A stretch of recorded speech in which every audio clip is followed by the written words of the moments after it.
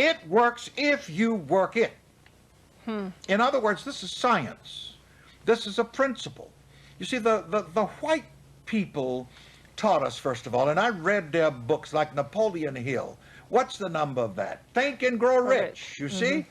That was way, way back. Yep. Think and Grow Rich. Clement Stone, The Laws of Success. Deepak Chopra, The Spiritual Laws of Success, and so on. One thing I liked about the white people is that they made a science out of everything. You see, and I noticed that. With the black people in their religion, you pray, and you weren't even sure God was going to answer your prayer.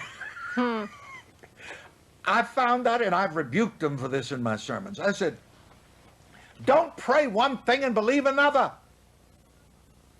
And a lot of people were doing that, thinking one thing and believing another. Why? The saddest question that I ever have heard in my ministry every now and then, why didn't the Lord answer my prayer?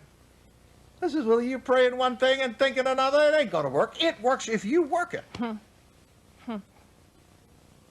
Like the lady said to me in Los Angeles, oh, Reverend Ike, please pray for me. I got bad luck.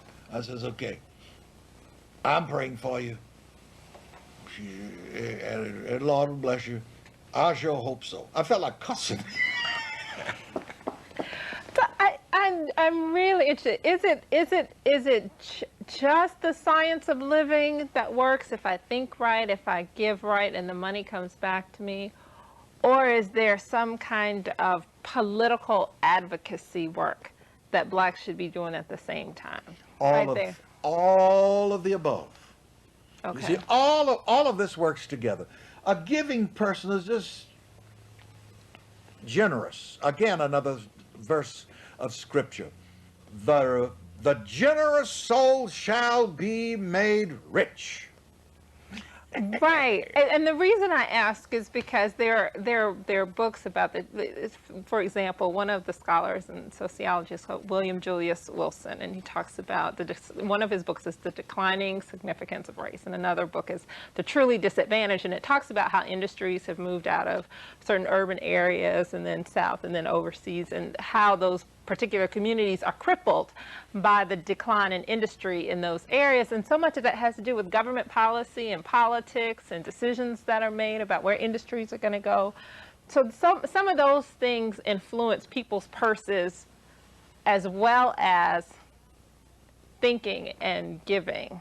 I believe, however, my dear, that if you are in a dungeon and you change your mindset, it will make a difference and you will have deliverance. It will lead you across a bridge of incident. For example, when I have talked to the inmates in the largest prison in the United States, Rikers Island in New York, my topic was always, you have the power to change your life. And the question was, Reverend Ike, here we are behind bars.